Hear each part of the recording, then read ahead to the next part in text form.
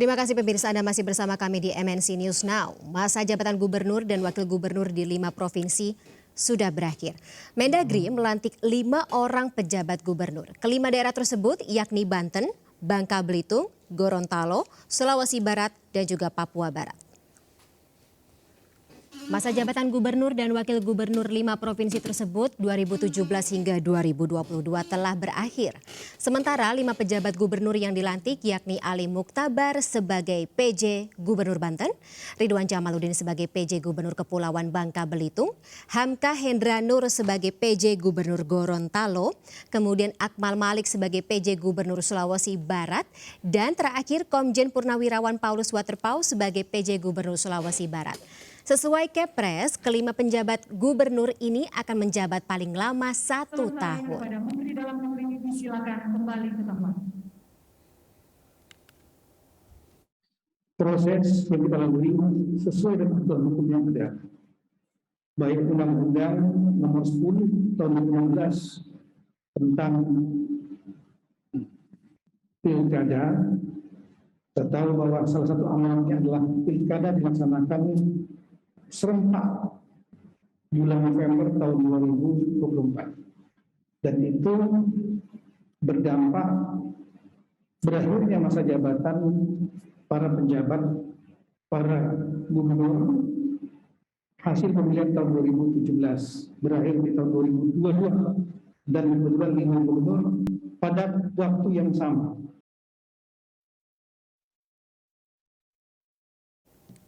Iya, masih terkait seputar pengangkatan pejabat atau penjabat pemerintahan yang mana Mendagri Tito Karnavian sebelumnya sudah melantik 5 di antara mereka.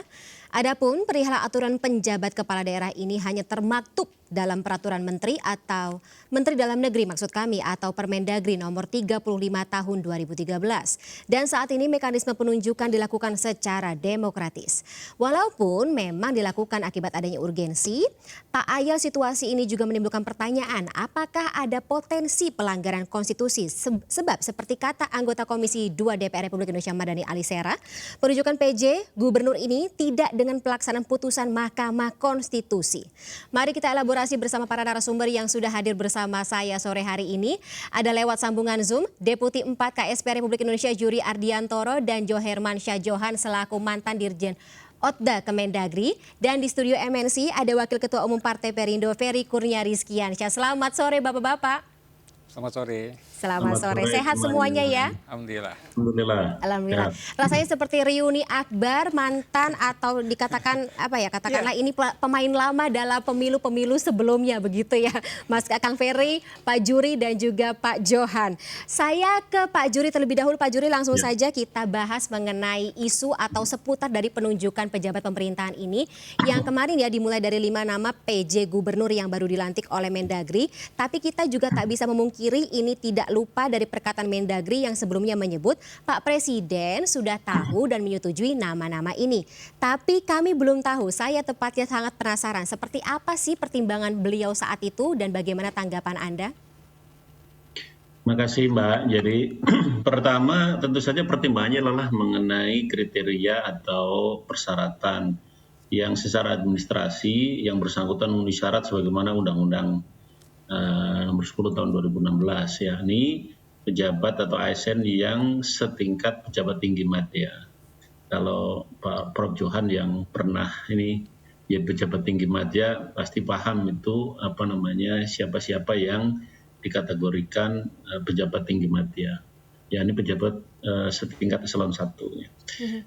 Yang kedua tentu pemerintah punya pertimbangan-pertimbangan yang baik sifatnya kualitatif maupun kuantitatif untuk memastikan pejabat kepala daerah ini bisa bekerja baik sebagai pemerintah pusat di daerah maupun pertimbangan-pertimbangan menyangkut kompetensi, menyangkut integritas, bahwa yang bersangkutan itu memiliki kompetensi yang kuat untuk bekerja menjalankan seluruh apa yang menjadi kewenangan kepala daerah.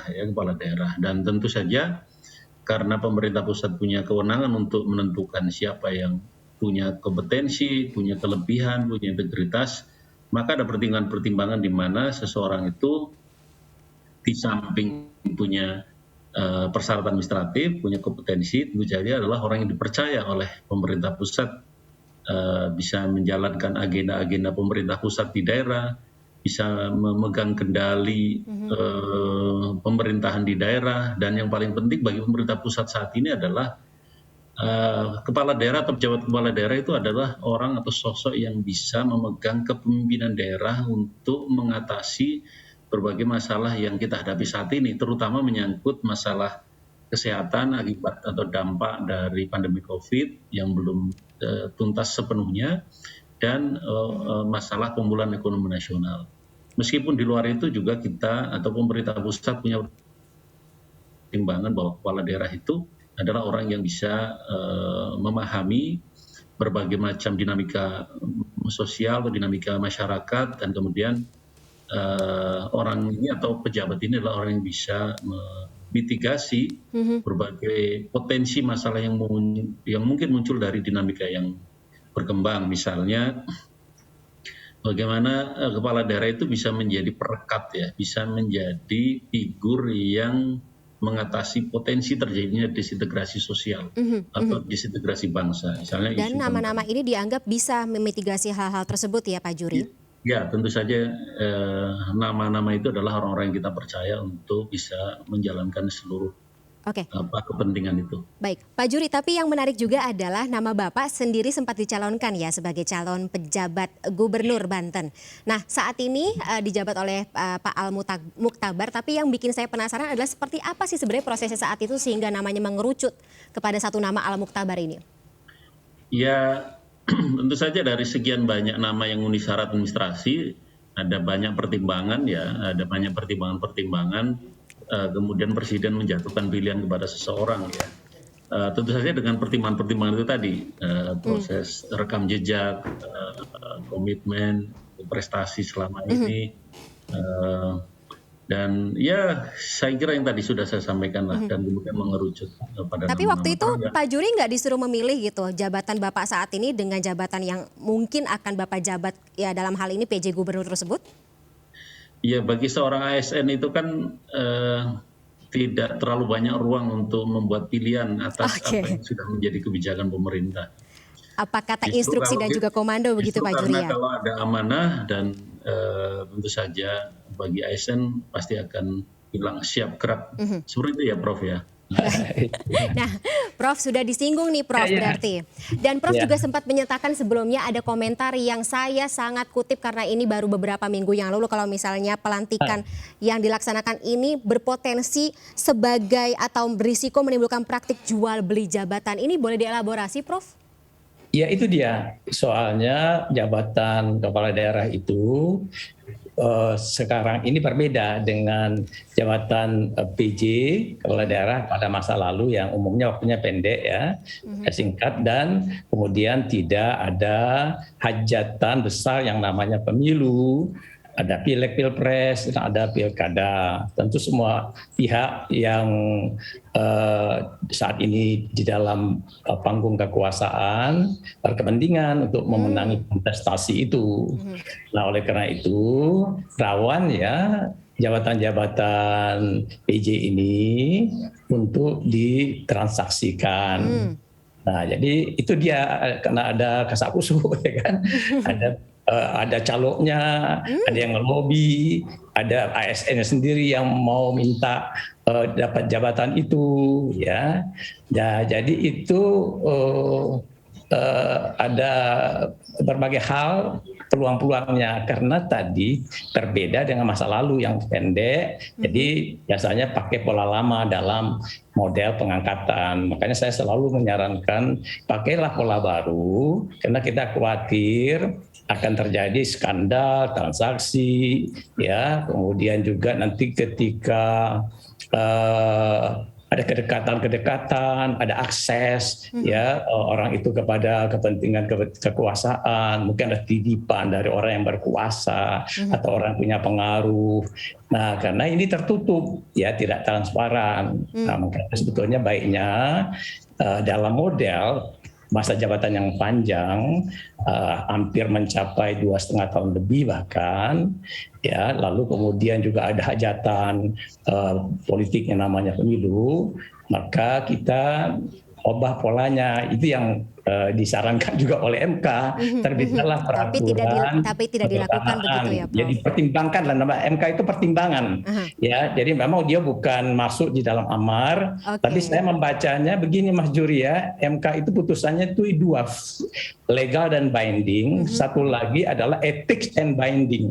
Jadi ethics and binding inilah yang bentuknya pertimbangan.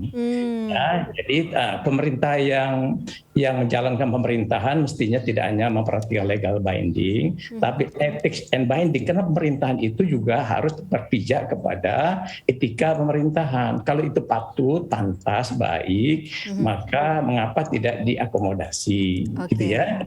Nah, sehingga juga tidak ada kecurigaan di publik. Karena sekarang tiba-tiba kok ada Pak Polisi, tiba-tiba ada staf ahli doang yang baru 1 tahun. Berapa lama mereka berkarir di pemerintahan? Orang kan bertanya-tanya. Nah, tapi kalau dibuka transparan, lalu kemudian diumumkan kepada publik 3 nama, lalu publik kasih masukan, saran kepada pengambil keputusan, ya, pemegang kewenangan, itu akan lebih lebih menghindari terjadinya berbagai macam keributan gitu ya, Prof. Sekarang kan orang jadi menyoal lah, katakan begitu ya. Nah, ini yang disayangkan lah. Rawan buruk sangka begitu ya, Prof. Nah, ya itu dia, jadi buruk sangka. Oke, Kang Ferry setuju. Kang Ferry tadi kayaknya sudah menunjukkan gestur manggut-manggut. Ya, ini menarik ya, karena perdebatan terkait dengan soal masa jabatan kepala daerah yang dipejabatkan sesuai dengan pasal 201 ini kan menarik. Dari alasan konstitusionalnya. Orang kan melihat misalnya di pasal 18 jelas bahwa gubernur, bupati, wali kota dipilih secara demokratis. Itu menjadi perdebatan kan seperti itu. Dari konteks waktunya. Biasanya kan dalam konteks pilkada biasa dipejabatkan. Betul. Tapi dalam konteks ini kan konteks kampanye saja. Setelah kampanye nanti kembali lagi. Tapi ini kan masanya cukup panjang. Ini juga perlu diperhatikan. Tapi jabatannya cuma 1 tahun saja? Jabatannya cuman masa kampanye saja. Kalau misalnya masa kampanye cuma 3 bulan atau 2 bulan. Atau misalnya hanya semacam kampanye. Ya, itu kan selesai seperti itu. Nah, ini juga harus menjadi pertimbangan. Termasuk dengan pertimbangan dari Mahkamah Konstitusi yang ditegaskan itu sendiri. Nah, dan juga masalah-masalah yang terkait dengan soal kewenangan. Ini juga penting juga kan, harus kita bedah. Jangan sampai juga mengalami problem. Nah, yang penting kan dari mekanisme-mekanisme yang diajukan ini, selain soal transparan yang tadi diajukan, betul-betul harus dipastikan ini sikap netral. Ini juga menjadi penting karena menghadapi 2024. Nah, itu pertanyaan berikutnya, sekali. mohon maaf saya potong Kang Ferry. Apakah nama-nama yang katakanlah ini adalah batch pertama yang dilantik oleh Pak Mendagri gitu, ini bisa menjawab tadi rawan buruk sangka, kemudian juga kekhawatiran yang disuarakan oleh Prof. Johar Mansyah tadi? Kalau misalnya prosesnya itu bisa dipertanggungjawabkan dan itu betul-betul transparan, saya yakin nggak akan ada problem apapun, siapapun yang ditunjuk. Tentunya sesuai dengan ketentuan perundangan kan, harus misalnya jabatan tinggi media, misalnya setingkat eselon 1. Kalau memang itu mekanismenya jelas, saya pikir nggak ada problem siapapun yang memang ada sesuai dengan persyaratan yang ada. Jadi orangnya kan nggak ada problem, tapi sesuai dengan persyaratan, sesuai dengan kapasitas yang ada. Nah, tinggal ini dibuka secara lebih luas kepada publik, transparan, dia betul-betul bisa sikap netral. Kenapa? Karena ini akan menghadapi tahun pemilu 2024. Semuanya akan berpikir ke arah sana. Jadi ini jangan sampai juga muncul satwa sangka terkait dengan soal ini. Kalau misalnya itu sudah bisa dilakukan, saya pikir nggak ada problem. Dan dia bisa nanti memfasilitasi aktivitas-aktivitas yang memang dilakukan untuk menghadapi pemilu 2024 juga. Ini Tapi kalau melihat rekam jejaknya seperti apa, Kang Ferry, tapi tahan dulu jawabannya Kang Ferry, Prof dan juga Pak Juri tetap bersama kami ya, karena MNC News Now akan segera kembali sesaat lagi.